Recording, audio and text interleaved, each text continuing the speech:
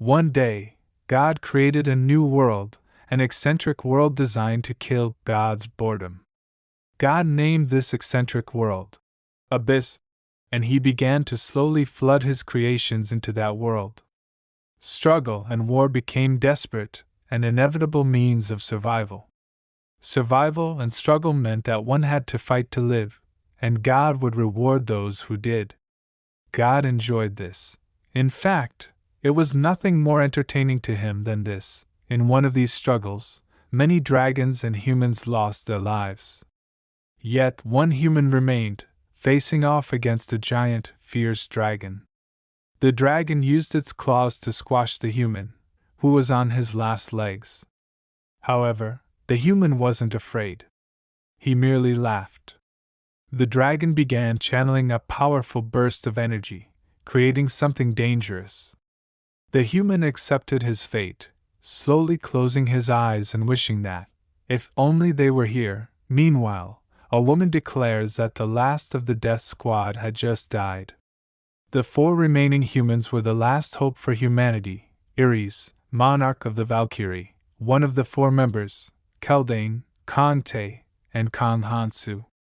They were the only ones left to see if humanity could survive. Archenial's time-space crystals, the great orb known to possess the mysterious ability to return to the past, was humanity's last hope.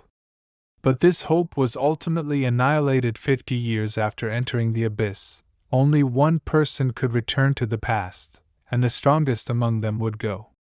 Keldane and Tay began arguing. Ares told them to calm down, as all of the hunters sent to battle the golden dragon were already down. It was only a matter of time before the dragon reached them. It seemed as though they had no way out. The only one among them who could return to the past was Kang Hansu. For too long, he had fought over and over again, and to him, dying this way was fine. However, Ares reassured him not to sound so weak. The hope of humanity was now in his hands. He shouldn't give up on it. His friends smiled at him, giving him hope. The fact that he had started 20 years later than them, yet was still here, was proof enough of his strength. If his abilities had started even just 5 years earlier, the present would have been different. Even Tay acknowledged his skills but stated that if Hansu didn't want to go, he could speak up anytime. Tay himself wanted to go back and retrieve all the items he couldn't get before, but he had no problem if Hansu went back and took them all, since Hansu was the only one who could go back. A smile appeared on Hansu's face as he approached a giant spinning orb. Suddenly the roof began to open. It was already here. Keldane told them not to get distracted. They would stop it. He brought out his magic book and created a circle above them, preparing a fireball to distract the dragon. He told the others that they would switch. Everyone needed to hold off the dragon while he got ready. Tay used a giant rock as a shield and told them he would show them his skills. Ares rushed into battle and told Tay to follow her lead. She used her weapon and declared that now was Tay's chance. At that moment, Tay's body became surrounded by red fire, and a giant fireball circled around him. With one strike of his sword, he eliminated multiple dragons. A dragon's claw struck at him, but he blocked it with his sword. He began to feel nervous as the power of the dragon was overwhelming. Hansu wanted to help, but Keldane told him to focus. His weapon was broken. He needed to stop thinking about this place. Ares told Hansu to go and not leave people behind just because they're annoying him. She hoped he would listen to her this one time. He smirked and declared that he would try. With her weapon in hand, she declared that she would leave the rest to him. Keldane told Hansu that Ares wasn't wrong but that he should not show mercy to the cockroaches, who would bring harm during the Great War. He must save only those who deserve to live. He also warned that the berserk monarch, Clementine, must not be allowed to live. Keldane activated the relic, and his friends looked back at him, smiling. That's how he found himself here, right back at the beginning. People didn't know where they were. But Hansu had been here before, and he didn't want to feel this way again. The useless panic began. They needed to go back. They had children to take care of. People began to fight, accusing each other of orchestrating this situation. But it made sense. They had just appeared in another world. The world they arrived in was very special. At first, it was 100 people, and that number increased exponentially. So many people went missing that it spiraled out of control. On the year Hansu turned 20, he went missing due to an unknown power. The other world devours other dimensions and serves as the midpoint of the abyss impact. Those who arrived first learned skills quickly and were overly active, but the monsters made it a horrific place. It was a world of violence and lawlessness. Those who were devoured by the abyss or transported to this world would find themselves in this chaos. And when everyone from this world arrived here, the door to the abyss would open, and the Great War would begin. This Great War was set to start in about 5 years, which meant Hansu had that much time to grow stronger. However, all his skills and strengths were gone. Suddenly, the sky began to crack, and a small creature with horns and bat-like wings appeared, astonishing the people. It smiled, showing its yellow teeth, and declared that it was the assistant fairy, here to help with the quick proceedings. Hansu knew that this friendly attitude was fake. The quick proceedings she speaks of involved fighting and beating each other up. It welcomed them to the other world and declared that a surprising opportunity would be given to everyone. Suddenly, someone interrupted, questioning what the creature was talking about and ordering it to send them home. The creature was infuriated but tried to remain polite, telling the man to listen to the explanation. The man was still angry, but he stopped when he noticed the creature's tone had changed. The creature declared that infinite freedom would be given to everyone in place of law, order, morals, and ethics. This world was free from all those rules. All the physical limitations that had weighed them down would disappear here. Depending on their actions, they could grow infinitely stronger, like heroes in movies. The opportunity to make everything they imagined come true was a truly great opportunity. The creature decided to give them a simple demonstration. It pointed at a man, and to everyone's surprise, a big chunk of his body was removed. The people were stunned, staring at him with fear in their eyes. The creature apologized, explaining that it didn't like people who were loud and spoke too much. The people began running, but the creature did not take this lightly and began eliminating them one by one. It declared angrily that it hated loud things and questioned if those still alive would work hard. Suddenly, it changed its demeanor, smiling happily, declaring that it was good that it was finally quiet. It showed them a stone called a rune. They could obtain it by killing anything alive. There were 8 other runes that looked familiar, and they appeared randomly. This rune was weak, but if they worked hard and grew, they could obtain better runes. It showed them a rune that increased their strength and asked who wanted to take it.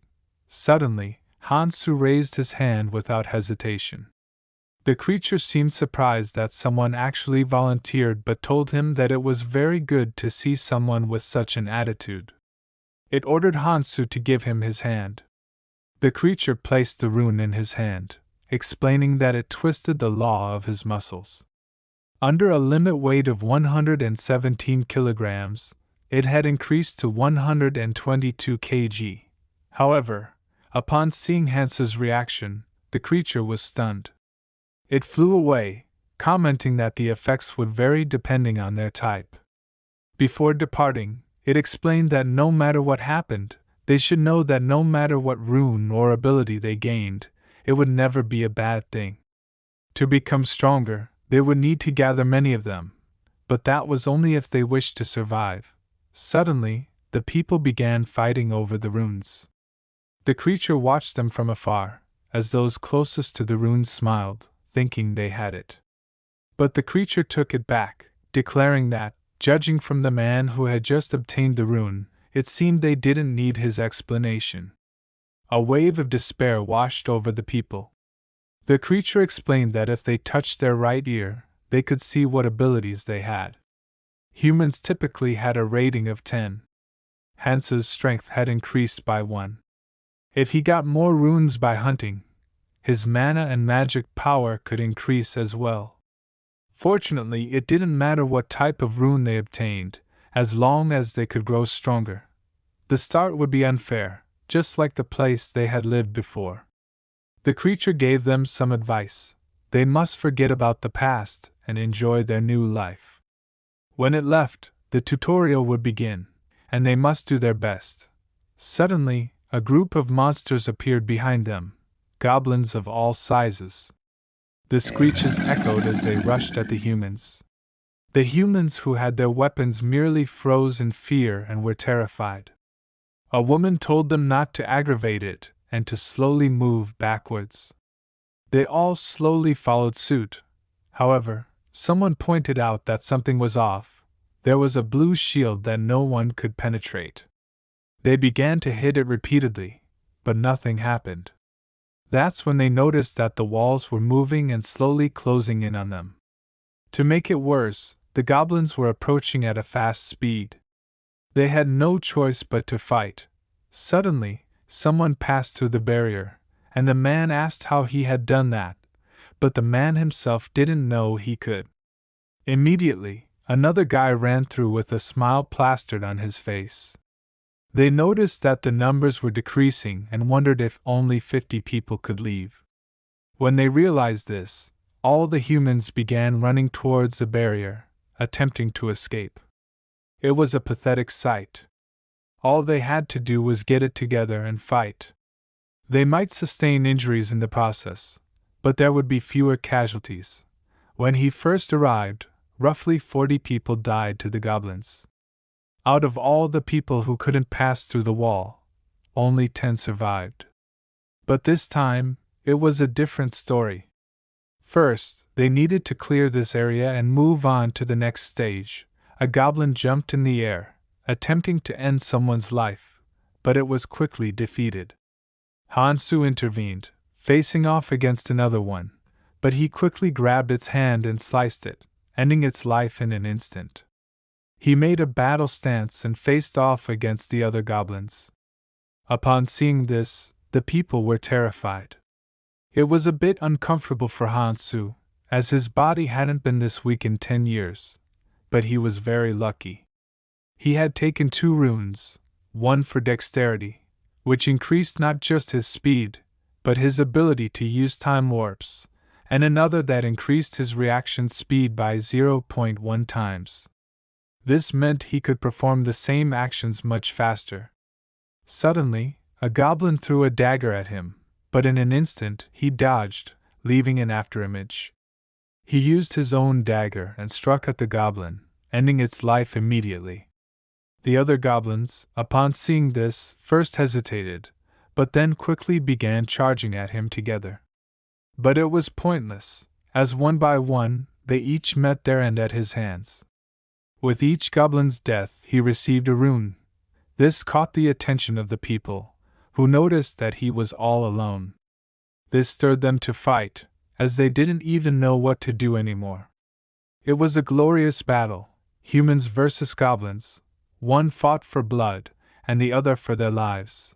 Usually, there's no need to rush in the beginning, but there was no time to dawdle now. Including this place, there were many travelers. If you counted the whole world, it would be an immeasurable number. In the first years, those who came here were protected for the following 3 months in the tutorial area. Once the 3-month period ended, they would be thrust into fights with the second and third years. But this was actually a chance to get even stronger, even just a little. They had made the right choice in sending Hansu to this period in time. The people were stunned that he had fought so many on his own. At this moment, a purple creature arrived. It was impressed and declared that Hansu had done very well. Even the number of participants that remained was decent, ignoring the fact that so many had died, and mothers were mourning the loss of their children. The creature removed the walls, as they now understood how to survive. It created a rift in the sky and told them that they just needed to keep going, just like this. Now, it must go and see how the others were doing in other areas. When it left, the people began shouting and cursing at it. Observing his status, Han-Su realized that it wasn't so bad compared to before. It was a good amount for the tutorial. To make it even better, he found a weapon that would make the tutorial even easier, a blade that symbolized courtship. Deep in thought, he began walking away to start his journey. His mind then drifted to his friends. Suddenly, a guy came to his mind, someone who had said something before. The guy explained about hidden dungeons within the tutorial area. It was a dungeon of the highest difficulty, and even he wasn't able to clear it. Nobody had been able to clear it, and they were only able to get halfway through. But they still received rewards. If he could go back to the past, he would try to clear that dungeon first because, if he had done it before, he could probably even defeat Han-Su. In this world, the harder the difficulty, and the more impossible it seemed, the bigger the rewards when you succeeded. Han-Su's goal had finally been decided, and it showed in his eyes. But before he climbed the tower, he had to take care of some things first. During the tutorial's early stage, 100 people would gather and act together. Each person would act within an allocated area for 1 week at a time. That person would repeat this for 3 months. After that, once they completed the second stage of the tutorial, the safe zone would be released, and they would be able to contact the people who arrived previously. Currently, there were 2 hidden pieces in the first stage of the tutorial, and nobody had ever reached the end. In order to reach the end of the hidden dungeon, Han-Su had to obtain them. That would be the only way to get stronger. But first, he needed to obtain the closest hidden piece. Suddenly, a commotion caught his attention as a girl was being harassed by a group of guys. This was the beginning of the conflict. The men leered at her and commented that they had to work together to survive. One of them questioned if she wanted all of them to live. It was a disturbing sight, but Han-Su didn't have time to pay attention to these things. He needed to find the hidden piece since it would disappear in a week. That's when someone called his name. Han-Su inquired if this guy knew him. They were stunned, unable to believe that their friend didn't recognize them. A blonde-haired guy, irritated, questioned if Han-Su had gone crazy. They were all together just before arriving here. However, Han-Su was truly confused about how they knew his name. Suddenly it hit him. They were his college classmates. They had come on a trip here together, and they all died, so he had forgotten about them. Meanwhile, Minnie escaped from the man's grasp and informed Han-Su that she was going to go with her friend. She had brown hair, brown eyes, and was beautiful. Because of how she was, she'd definitely invite trouble in this world. She apologized for getting Han-Su involved, and the thugs questioned if she was looking down on them. But it didn't take long for the guy to recognize Han-Su, the one who had massacred the pack of goblins earlier. The guy, quickly realizing that if he attacked Han-Su now, when he was tired they would be able to win, approached him and declared that they should listen when their elders were talking. Since their friend seemed hurt, she should come with them while he was being nice. Better yet, she should come with them before they went to her. People like these were always everywhere. Han-Su commented that the guy was getting overexcited about his first fight, not knowing who his opponent was, and was under the illusion that he could beat him. He glared at the guy and asked if he understood what he was trying to say. He then knocked the guy's shoulder, catching him by surprise. The guy became angry, and veins appeared on his face. Suddenly, Han-Su removed his knife and, in a threatening tone, asked if the guy had anything to say. That's when a gray-haired man with muscles commented that they weren't bad people. He suggested that Han-Su go with them. Looking at the situation, there seemed to be a lot to do. After all, it would be better to act together. Just from the look in the man's eyes, it was obvious that he had adjusted to this place perfectly. Because now, he no longer had a reason to hide his true nature. He was running wild like a hyena in the wild. People like him would become outlaws. He ponders taking care of this guy right now, but Ares told him that there's no need to take lives needlessly. However, Keldane advised him not to show mercy to the cockroaches who will bring harm during the Great War. In the end, he decides to listen to the words of Ares. Because of her, he will save many lives. It's not like he has time to care for all these guys anyway. He'll just let them self-destruct when left alone. As a result, he walks away, but this makes the Luck angry. The boss tells his lackey to let it go, as the guy is not important. The goal they need to focus on is getting order in this place, a place filled with monsters and a fairy creature on top of it all. It's a horrendous place, but there are things he likes here. The strong rule, so they should take hold of this chance. The weird guy inquires how humans are scarier than goblins. He brings his attention back to our protagonist. He always believed that our protagonist was a weird person, but it's surprising to see him do a complete 180. He was a perilous guy who always kept to the corners, so it didn't take much to make him go unnoticed. However, now that he needs him, he tries to get on his good side. He inquires why our protagonist pretended not to know him.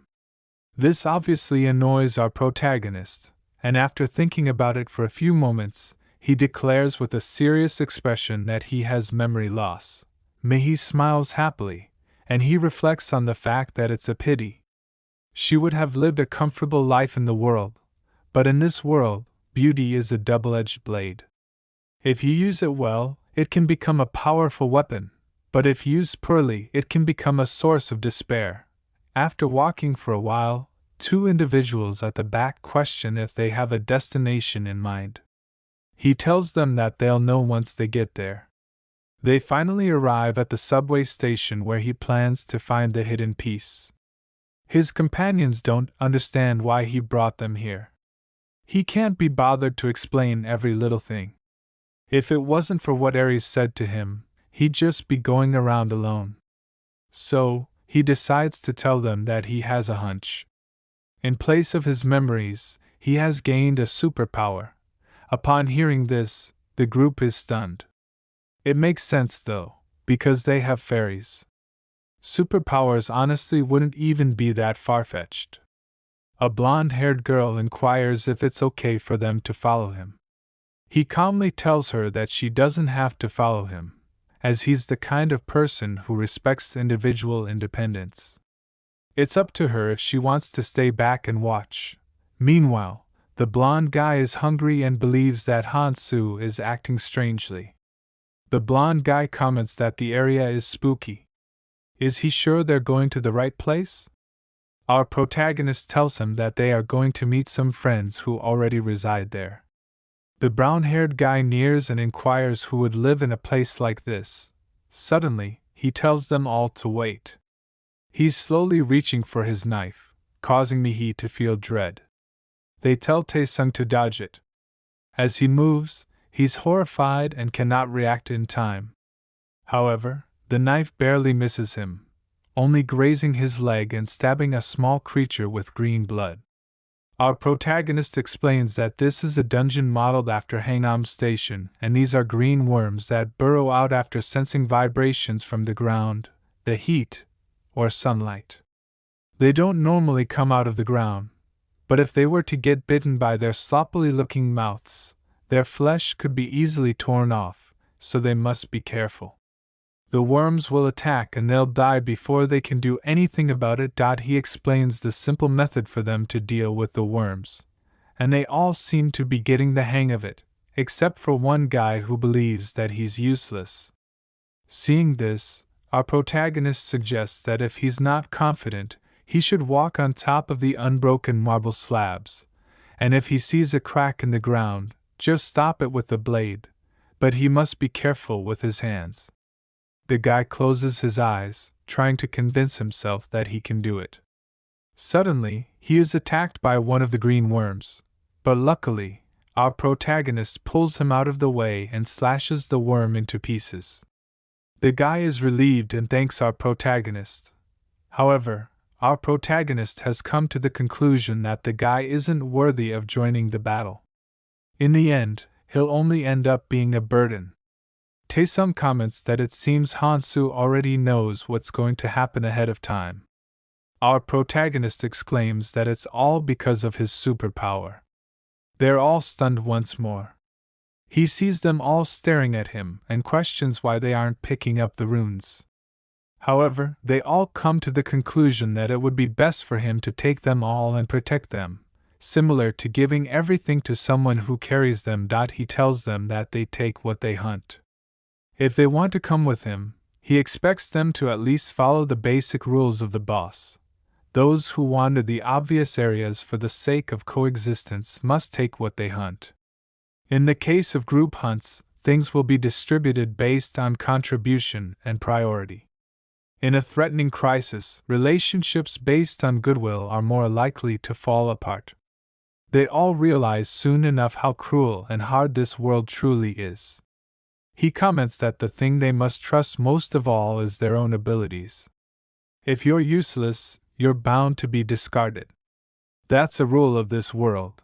Immediately, Mihi begins picking up the runes.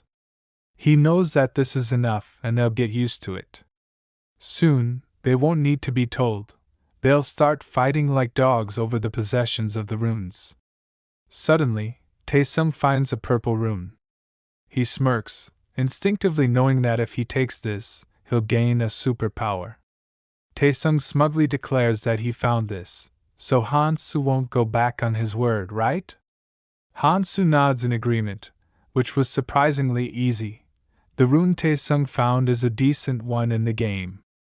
It grants defense and regeneration power, both of which are necessary for survival, so it's quite popular. Plus, it's a possible rune that increases appetite, but as far as food goes, they can just steal it after becoming stronger. The strength and proficiency of a skill are usually earned by those with a lot of magic, and they typically have a few hundred of them. Keldane himself acquired over 1,000 skills. However, he was different. In the past, he tried to use one of these runes, but he found out that his skill limit was 7. Had they known this before, they could have learned a stronger skill, but being restricted to only 7 was a challenge. Yet, Keldane had great strength, and parallel to this, the endless evolution of TLC possessed the essence of the Dororo lizard, which was unique to the first generation. Later on, they became strong enough to rival Kangtae's immortal arts, and Ganglion Rapid Rush reached the level of Keldane's signature move, Space Tear. As a result, he was given the nickname 7 Stars, a title Ares gave him because of his unique trait. This trait allowed him to stand side by side with them, despite falling behind by 20 years. The defining trait that made him come back here on their behalf is that he must not make a mistake. If everything goes according to plan, it will be a smooth ride before they leave the tutorial. Meanwhile, Taesung absorbs the rune, gaining physical resistance that also greatly increases his other attributes. He thinks to himself that he would never have given it up in the first place. He believes he'll be able to catch up to Hansu in no time. Hansu informs them that it's time to go. This is when Taesung slaps Hansu on the shoulder and declares that it's going to be dangerous now, so they should stick together. Since he's not strong, he believes it's best for the strong people to protect those in front.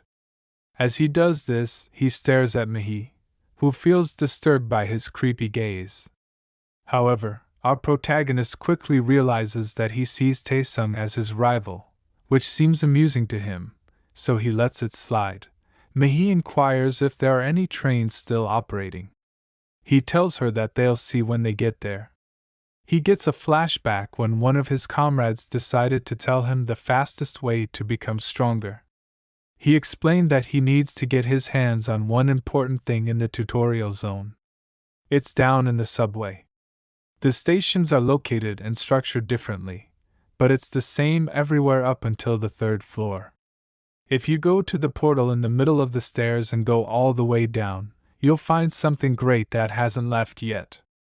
If he can get on it, he'll be done. The only problem is, it's hard to get there.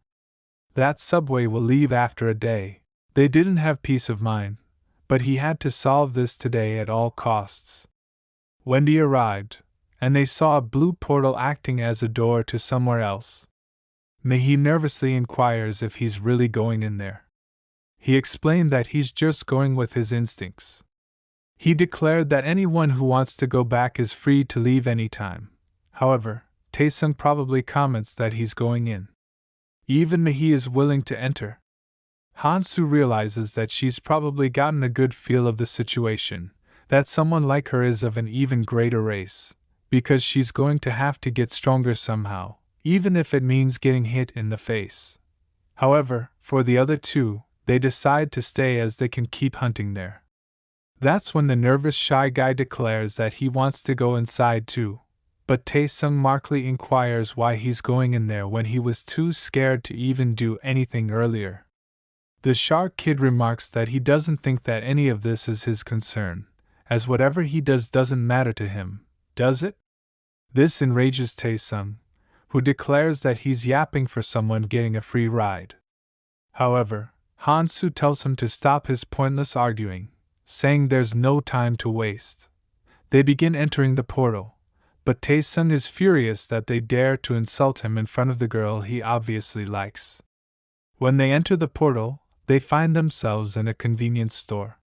Inside, they search around, looking for weapons and more.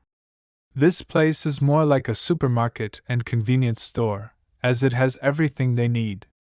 Mihi notices Hansu with a pot. He declares that he's cooking as he brings out a sack of ingredients. He pours in green worm's blood. Goblin skin becomes highly poisonous when in contact with green blood. Goblins evolve to survive against green worms, and their venom is extremely potent. Suddenly, Taesung declares that it smells great and he wants a bite, but the protagonist informs him that it's poisonous. As a result, Taesung quickly backs away, informing him that he should have told him it was poisonous in the first place. They never thought of cooking that before, so how does he know about it? The protagonist explains it's a superpower, that his brain is well equipped with knowledge. But Taesung knows that he's dodging the question. In reality, he thought his head would explode memorizing all of this. Even if he returned to the past, that knowledge would be useless. The information was reinforcing his head repeatedly, future knowledge only heightening the decay of the abyss. They're not turning into Prometheus, who gave fire to humans, so he should only unravel this knowledge as planned when he really needs it. Without knowing the exact ratio of time, this knowledge would be useless. Finishing his cooking, he pours it onto his weapon. They're all excited, inquiring if they can use it too. He declares that it takes half a strength or stamina rune per application. Taesung angrily comments that he's being too petty. Hansu can give it to them for free, but in the long run, it probably wouldn't be the best idea. One's relationships tend to fall apart easily. Mihi exclaims that he can give it to him later, so she wants to apply it first. He tells her to be careful, as it will be painful when it touches her hand. Taesung grits his teeth, thinking that if he plays the game like this, he won't even be able to take it from him. Well, let's all be honest, if he tried to get his ass beaten, he submits and explains that he'll give it to him first and give him what he wants later. Hansu puts on a backpack, saying that this should be enough for his preparations. However, when he saw his former friends, it's obvious they want to be robbed with so many supplies. Unless they want to leave their lives fighting, they should bury it in a safe location. Besides, if they mess up and leave everything like that, other people will chase them with their lives on the line. They must leave some behind. Mihi is lost in thought. At first, she thought he was just quiet, But now it seems he's more than just a great fighter. She wishes she could have gotten a superpower like that. Hundreds of millions of people, but not a single one of them came back. Now, she has to survive here for the rest of her life. She doesn't want to die, and at any cost, she has to survive. She must do her part. But if she has him, she'll be just fine. He'll be the perfect dog to protect her. Meanwhile, the guy is jealous as hell, believing that the MC is acting up. He turns his back to the other guy and tells him to take care of it. Taesung inquires if they can also acquire the power he mentioned. The protagonist tells them probably, and they are all ecstatic. Amongst people who came to this world, several people developed special powers they didn't have in reality. This reminds him of the wise words of his friend: if they're not useful, get rid of them.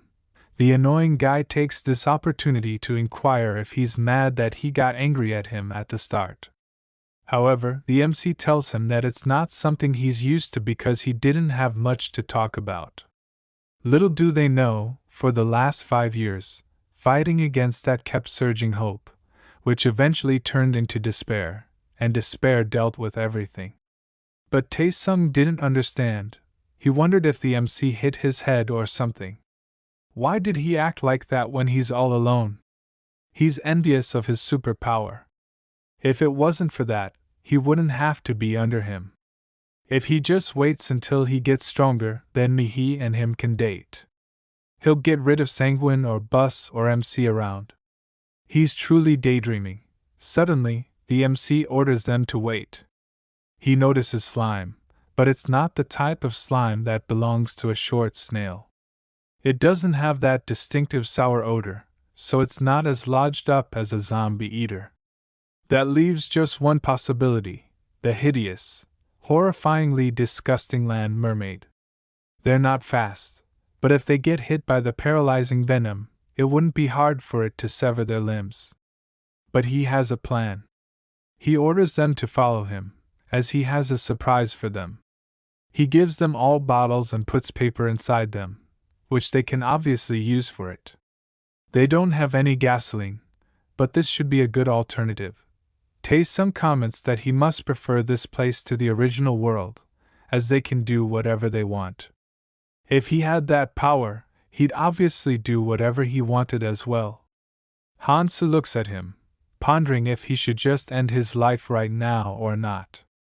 The protagonist, Georgian, explains the plan. One person will choose the firebomb, and the other 3 will come forward and attack.